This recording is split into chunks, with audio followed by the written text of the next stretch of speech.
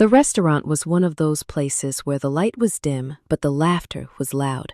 Crystal glasses clinked, silverware gleamed, and everything smelled faintly of money and wine.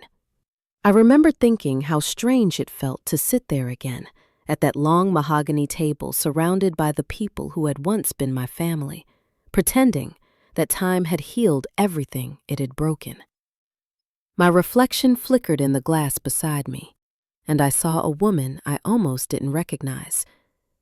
49 years old, hair streaked with silver that I hadn't bothered to hide, lips painted but trembling slightly, and a heart that had learned too well how to fake composure. They said it was just a dinner to celebrate my daughter's engagement. A new beginning, they called it. But to me, it felt like a reckoning wrapped in candlelight. Evelyn, my daughter, was radiant. She always was. The kind of beauty that turned heads and made people whisper that she must have gotten it from her father's side. Maybe she did. She'd inherited his sharp jaw, his charisma, and, I suppose, his ability to make me feel invisible. Across the table sat my ex-husband, Thomas. We hadn't spoken much since the divorce, which was fine by me. The years had been kind to his confidence, if not his soul. Beside him was his new wife, Claire, a woman 15 years younger, glowing with the kind of contentment that came from having everything handed to her. She kept smiling, that rehearsed smile of someone who doesn't know the whole story but believes she's won anyway. And then there was the groom-to-be, Aaron, handsome in a polished, forgettable way. His family filled the other end of the table, people with perfect teeth and perfect manners. Everyone laughed, everyone toasted, and for a while I tried to join in. I laughed when I was supposed to, nodded when someone mentioned wedding plans, even raised my glass when Thomas made a toast to new beginnings and lasting families.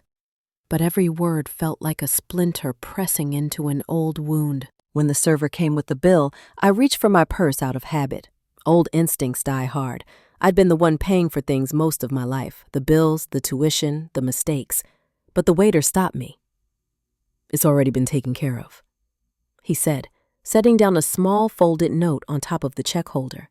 His voice was neutral, polite, but there was something almost nervous in the way he avoided my eyes. I thought it was a thank you note, maybe from Thomas trying to be civil for once. But when I unfolded it, the words were sharp and deliberate, scrawled in hurried ink. "Don't trust anyone at this table." My fingers went cold. The words blurred for a moment, but I felt their weight press into my chest like a warning bell. I looked up slowly, scanning every face. They were still laughing, still sipping their wine, still playing the roles they'd perfected. No one looked at me. No one seemed out of place, but I knew better. I slipped the note into my purse and forced myself to smile.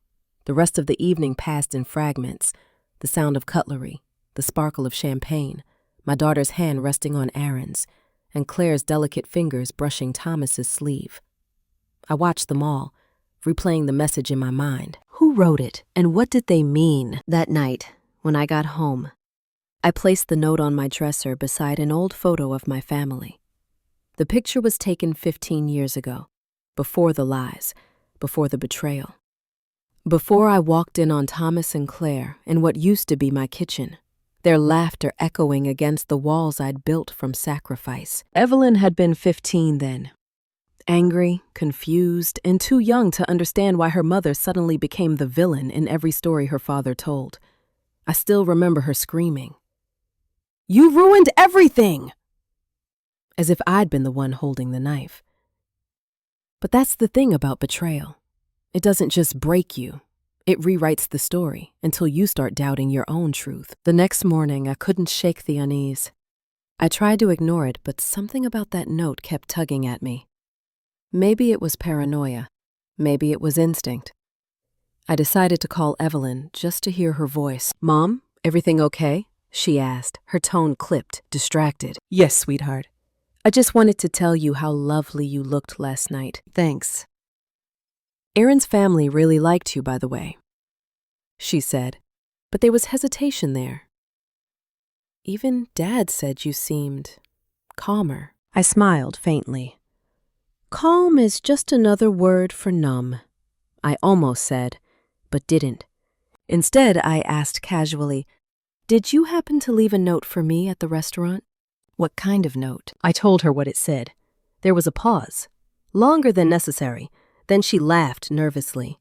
"Mom, you always think someone's out to get you. Maybe it was a prank, or the waiter mixed it up." "Maybe," I said softly, but deep down, I knew it wasn't. 3 days later, I got a call from my old friend Caroline, who worked in real estate.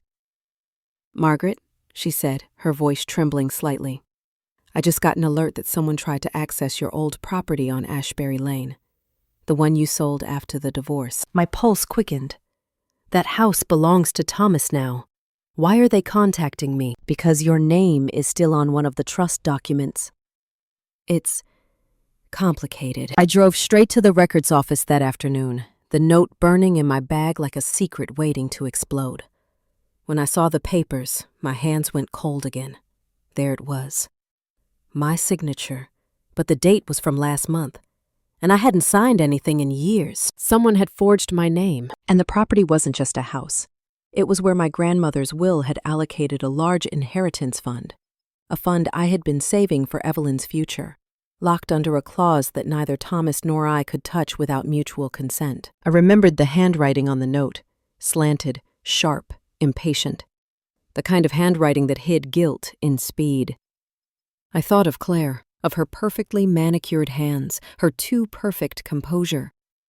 And then I thought of Thomas, who had always believed that laws were for other people. But there was one more possibility I refused to consider. That evening, I went to see Evelyn.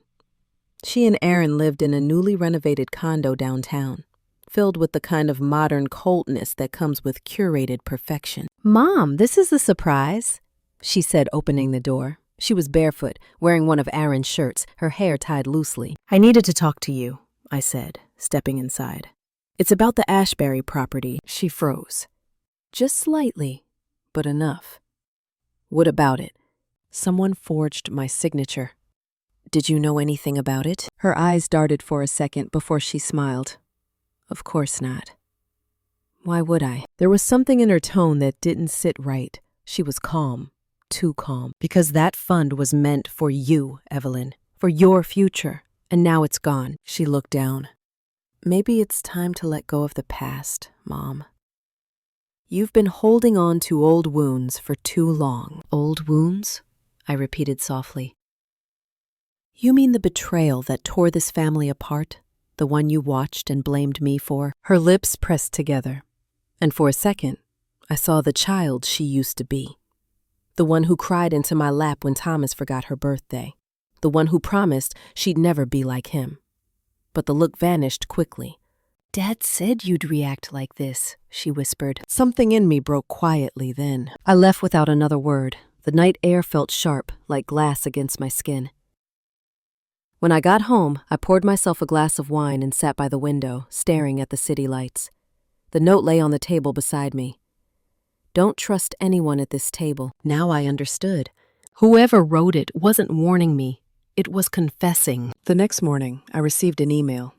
No sender name, just a subject line. "You deserve to know." Attached was a single photograph, Evelyn and Aaron standing outside the Ashbury property with Thomas. Behind them, Claire was holding a stack of documents.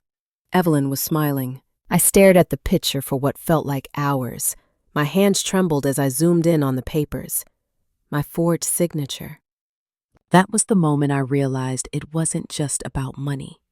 It was about power, about teaching me that forgiveness doesn't erase the hunger of those who've tasted betrayal once. They come back for more. But what they didn't know was that they'd underestimated me. I had spent years surviving the kind of pain that doesn't kill you, but reshapes you. I had learned to build myself again from silence, to find strength in being the one they thought was broken. And this time, I wasn't going to let them win.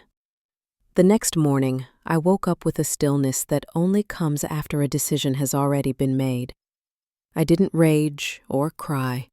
I'd done enough of that in the past. What I felt was colder, sharper, like the edge of a blade finally finding its shape. I brewed coffee, sat at the kitchen table, and opened my laptop. Years of running my own accounting business had taught me one thing: paper trails never lie. So I started tracing everything: the trust fund, the transfers, the digital footprints that arrogant people always believe they can erase. It didn't take long before I found something strange. A new shell account had been opened under my old email address, the one I hadn't used since my marriage ended. The recovery number belonged to someone else now. Evelyn. For a long time I stared at the screen, trying to make sense of what I was seeing. My daughter had used my identity, my name, my life. When I called her, she didn't pick up. But later that afternoon, she showed up at my apartment, calm as ever, as if she'd been expecting me to confront her. "Mom," she said, closing the door behind her. "Can we please not do this?" I turned toward her slowly. "Do what, Evelyn? Talk about how you stole from me? Or how you signed my name on documents tied to your grandmother's will?" Her eyes flashed defensiveness. "I didn't steal anything. It's my inheritance. You've been sitting on that money for years. You said it was from me, so what's the difference?" She laughed bitterly, here acting like some kind of saint. "You think you've never lied? You think I don't know about what you did when Dad left?" That stopped me. "What I did? You sold his investments before the divorce was finalized," she said, her tone trembling with accusation. "You made sure he walked away with nothing. He told me you made him start over from scratch." My chest tightened. "He told you that?" "Yes. And you wonder why I trust him more than you." The silence between us stretched thin. I remembered every moment of those days, the legal battles, the sleepless nights, the fear of losing everything I'd built for her. And yes, I had moved the money, not to destroy him, but to protect what little we had left. "Evelyn," I whispered, "I did that because your father was planning to leave us with nothing. He had already signed over assets to Claire. I didn't take what was his. I kept what was ours." But she didn't want to hear it. "You're twisting it," she said, voice rising. "You always twist things until you look like the victim." Her words hit harder than I expected. Not because they were cruel, but because they sounded just like him. She grabbed her purse, her eyes glossy with anger. "You should have told me the truth years ago." Maybe then I wouldn't have had to find it myself. And just like that, she was gone. I stood in the doorway long after the elevator closed. The note on my dresser seemed to echo in my mind. Don't trust anyone at this table. That night, I poured myself another glass of wine and went through my memories like old photographs. Each one hurt to touch: the birthday parties, the Christmas mornings, the nights Evelyn slept in my bed because she was afraid of the thunder. I kept asking myself, where did I lose her? But then something strange happened. I received a message from an unknown number. Just 3 words. Check the files. No name, no context, just those words. I followed my instinct. I went back to the property records site, logged into the Trust's digital archive, and began combing through the recent documents. Hidden in the metadata of one file was a scanned note, a real one, written in Claire's handwriting. It said, "Transfer Evelyn's share early. Thomas will handle the rest. Keep this between us." So it wasn't just Evelyn. They had orchestrated it together, father, daughter, and the woman who took my place. But the strange part was the signature at the bottom. --C. Only the C didn't match Claire's normal signature. It looked older, shakier. And that's when I realized something else. There was another C who could have written it. Caroline. My old friend who had called about the property. The next day, I went to her office unannounced. She looked startled to see me. "Margaret, I was just about to call you." "Who wrote the note?" I asked. Her face went pale. "What note?" "The one attached to the trust files. It has your initial on it." She sighed, closed the office door, and sat down. "You weren't supposed to see that." "But yes, it was me. I was trying to warn you." I froze. "Warn me?" Caroline nodded slowly. "Thomas came to me last month asking how to access the inheritance through Evelyn's consent. He said you'd given permission, but something didn't sit right. When I checked, I realized your signature didn't match." I tried to stop it, but the paperwork was already processed, so I left that message for you through the record system. I couldn't risk emailing you. Claire's company audits everything now. Claire's company? She nodded again. Her firm has been handling the transfers. And Margaret, it's worse than you think. The inheritance isn't just gone. They've leveraged it for a new business under Evelyn's name. If it fails, the debt will fall on you because, technically, you're still the guarantor. For a moment, the room tilted. They're using me as collateral? Yes, Caroline whispered. And if you don't act fast, they'll bankrupt you before you even realize it's happened. I felt the ground shift beneath me. The kind of betrayal that doesn't just wound, it erases who you thought you were to someone. That night, I went home and stood before the mirror. My reflection looked back at me, tired but determined. I had two choices. Let them finish what they started, or remind them who I really was. I chose the latter. The next morning, I dressed in my old navy blazer, the one I used to wear to board meetings, and walked straight into Thomas's office. He looked up from his desk, startled. "Margaret, what the hell are you doing here?" "Returning something that belongs to me," I said, dropping a thick folder onto his desk. "You've been very busy stealing my name, my money, and my daughter. So now I'm taking something back, your peace." He smirked. "Always dramatic. You can't prove anything." "Oh, I can," I said. "Every transaction, every forged signature, every document processed through Claire's firm, all traced, logged, and backed up. I made copies before you even realized Caroline was my friend." His face hardened. "You think Evelyn will side with you after this?" I leaned forward. "I don't need her to. I just need the truth." For the first time in years, I saw him falter. "Margaret," he said quietly, "you don't understand. Claire, she's the one who pushed this. She said it would be cleaner if the assets were under Evelyn's name. I just went along." The cowardice in his voice disgusted me. "You went along with destroying your daughter's trust fund? You went along with forging my name." "She wanted to protect Evelyn," he said weakly. I laughed, a sound I didn't recognize. "Protect her? You mean use her? That's what you've always done." He didn't answer. I turned to leave, but paused at the door. "You once told me I wasn't ruthless enough to survive in your world. You were right. I wasn't. But I learned from the best." When I walked out, I felt something inside me shift. Not victory, but clarity. That night, I sat at my desk drafting an affidavit to reclaim the trust ownership. I sent copies to my lawyer, the state auditor, and yes, even to Evelyn.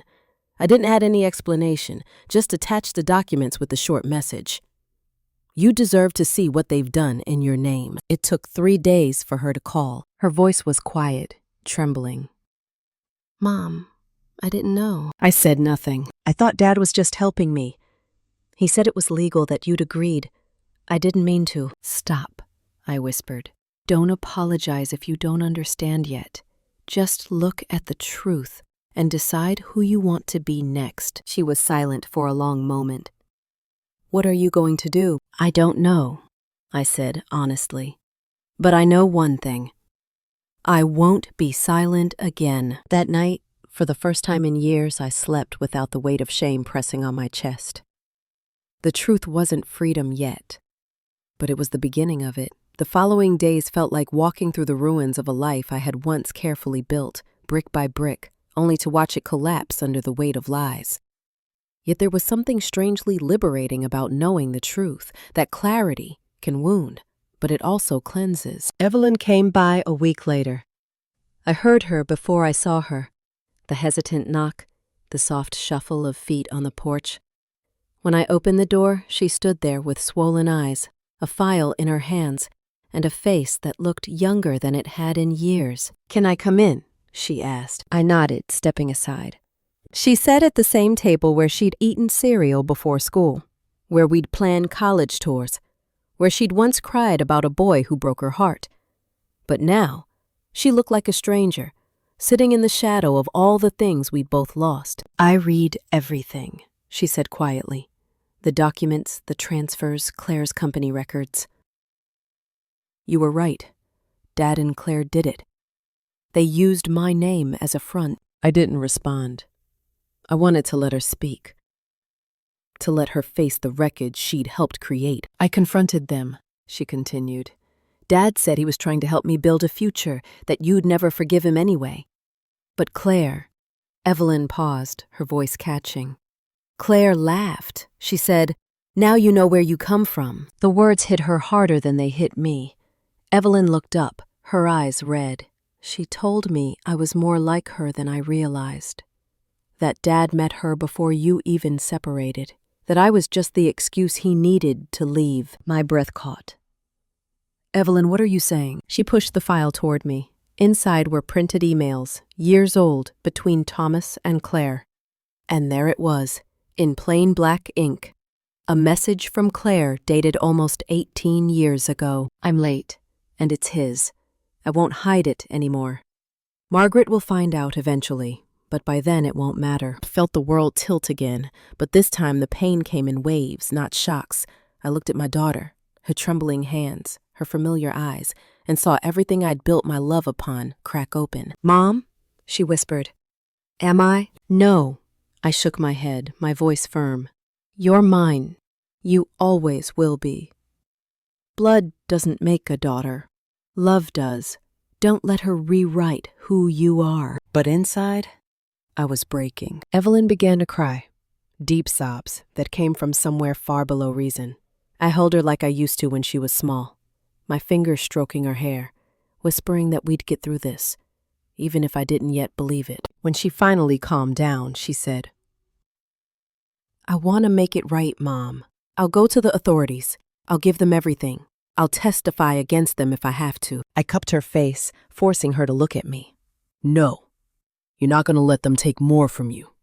Let me handle this. But it's my name on the papers. Then it's our name we'll clear together. The next morning we went to see my lawyer, a seasoned woman named Denise who had seen enough family wars to know that the truth often came with blood.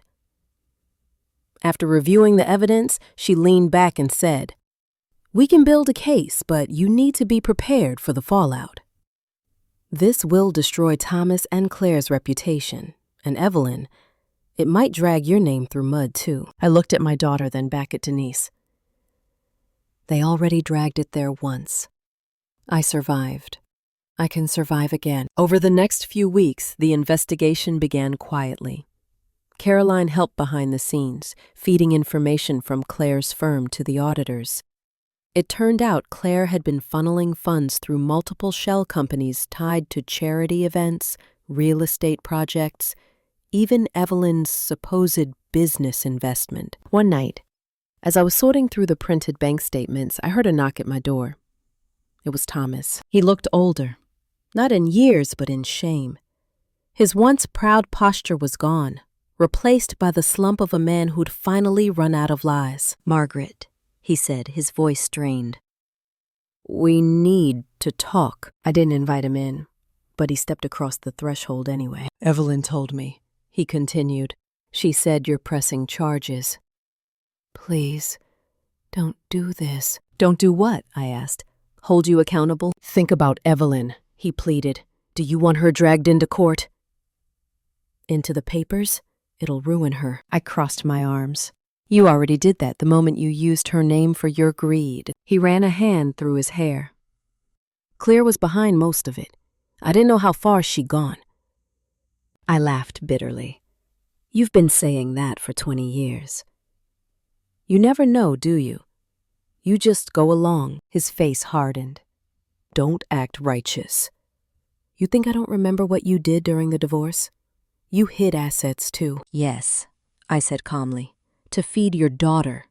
To keep her in school. To make sure she didn't grow up thinking her worth depended on your approval. I hid money for survival, not to fund someone else's greed. For a moment, neither of us spoke. Then he said quietly, I never meant for her to hate you. But you let her, I replied, because it made it easier for her to love you. He lowered his gaze. If I could undo it, I would. You can't, I said simply, but you can tell the truth. On record, he looked up startled. You're asking me to? I'm asking you to do the one decent thing left. He stared at me for a long moment, then nodded. If it'll protect her, I'll do it. I didn't thank him. He didn't deserve that. 2 weeks later, the auditors froze Claire's accounts. Her firm collapsed within days once the press got hold of the story.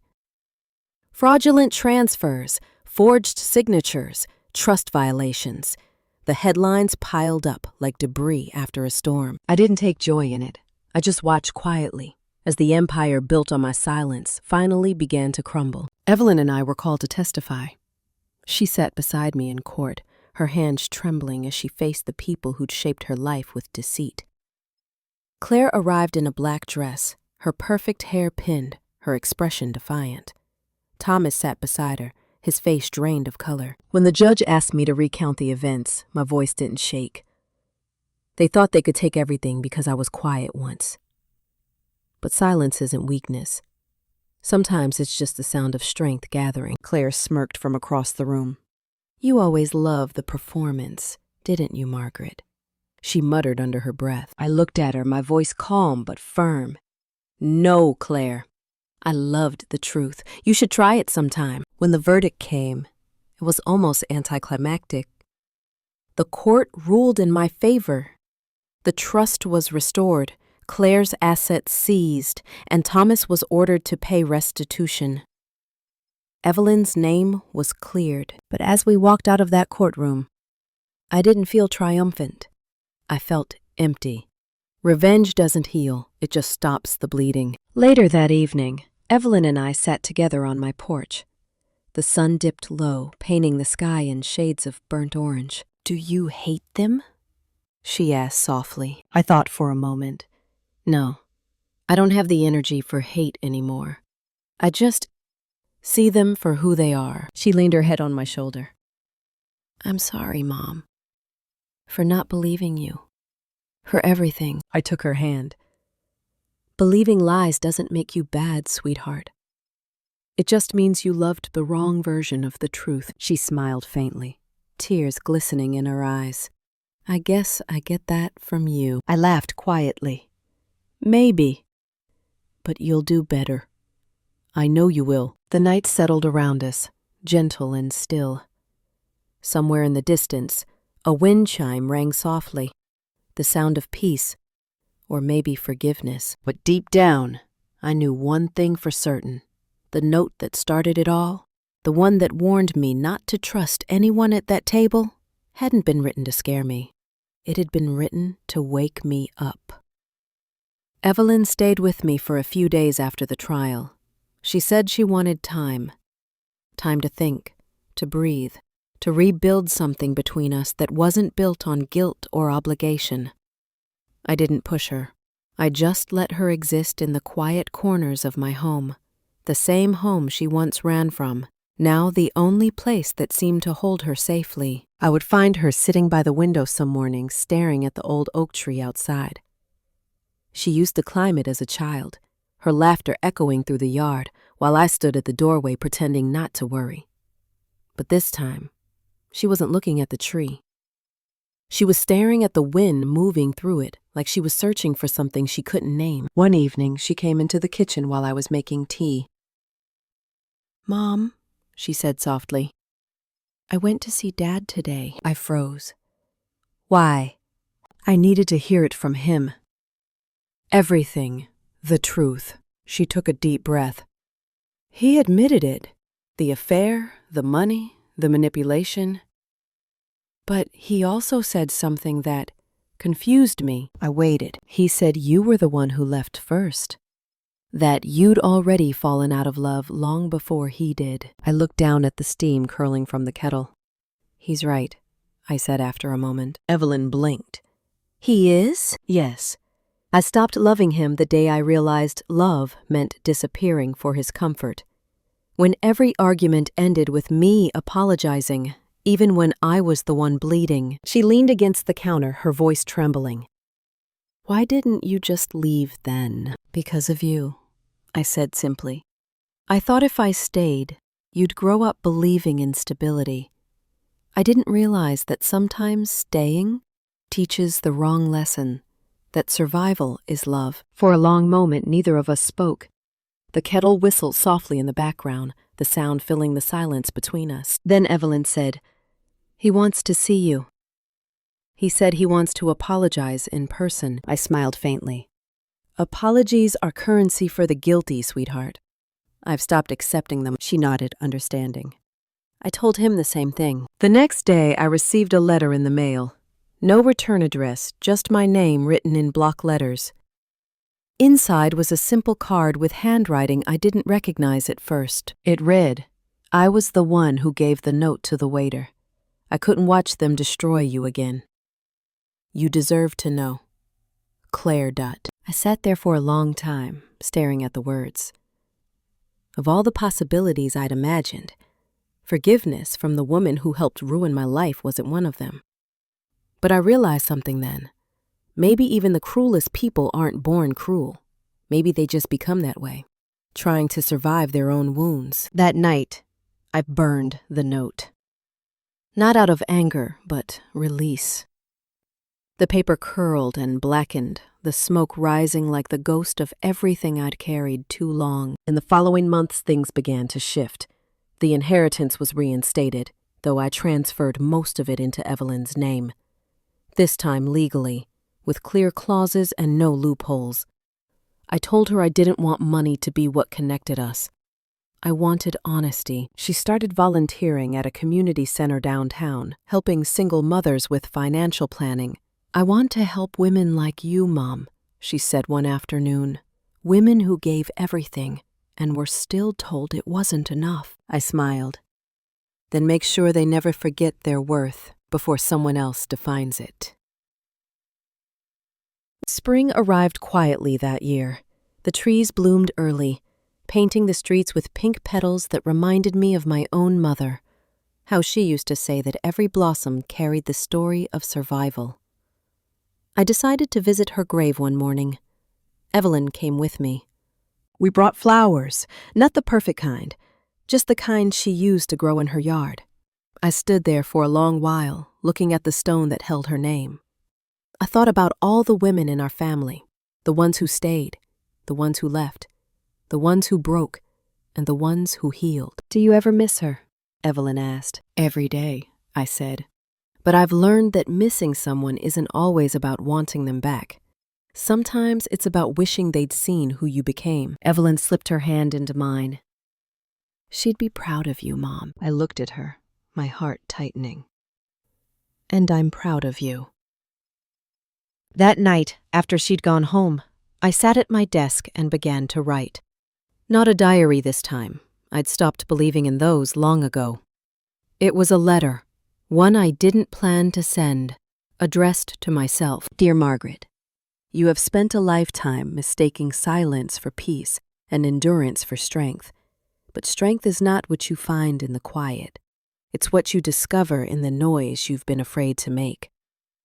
You loved, you lost, and you rose, not because the world was kind, but because you refused to let it end you. You forgave, not to free them, but to free yourself. And now, you finally belong to no one but your own truth." When I finished, I folded the letter and placed it inside the same drawer where the first note, the one from the restaurant, had once been. The circle felt complete. But life has a way of testing your peace just when you think you found it. One afternoon, I received a call from an unknown number. The voice on the other end was trembling, hesitant. "Mrs. Grant?" "Yes?" "This is Detective Hayes. We're calling to inform you that Claire Lancaster passed away last night." I froze. What happened? She was found in her apartment. Heart failure, it seems. There was no foul play, but she left something addressed to you. He said he'd send it by courier. I thanked him, though I wasn't sure why. When the package arrived the next morning, I opened it slowly. Inside was a small velvet box. Inside the box, a necklace. A gold locket. My locket. I hadn't seen it in decades. It was the one I thought I'd lost years ago during the separation. I opened it with shaking hands. Inside was a faded photo. Me, Thomas, and a baby in my arms. Evelyn. On the opposite side, a note written in the same slanted handwriting as before. I took this from your drawer the night he chose me. I thought winning meant keeping what was yours. I see now that all I ever stole was my own peace. Forgive me if you can. I sat there for a long time, the locket clutched in my hands. I didn't cry, not for her, not for the years, not even for myself. Instead, I whispered a quiet prayer. Rest, Claire. It's over now. That night, I took the locket to the ocean. It was the same shore where I used to take Evelyn as a child, where we'd build castles that the tide always reclaimed. I stood barefoot at the edge of the water and opened my hand. The locket glinted once under the fading sunlight before the waves carried it away. I watched until it disappeared completely, then whispered to the wind, "We're free." When I returned home, the house was quiet, the kind of silence that no longer felt heavy. I poured myself a cup of tea and sat by the window, the same seat where I'd once waited for apologies that never came. This time, I didn't wait for anything. The city lights flickered in the distance, and I realized that forgiveness isn't about erasing the past. It's about refusing to let it steal your future. If you've ever been betrayed by the ones you trusted most, remember this: the truth always finds its way through, even if it takes years. And sometimes the warning meant to save you, "Don't trust anyone at this table," becomes the lesson that finally teaches you how to trust yourself. So if my story meant something to you tonight, share it. Tell someone who's been hurt that healing is still possible. Leave a comment, share your thoughts, or send this to someone who needs to hear that surviving isn't the same as losing, because sometimes the quietest revenge is peace.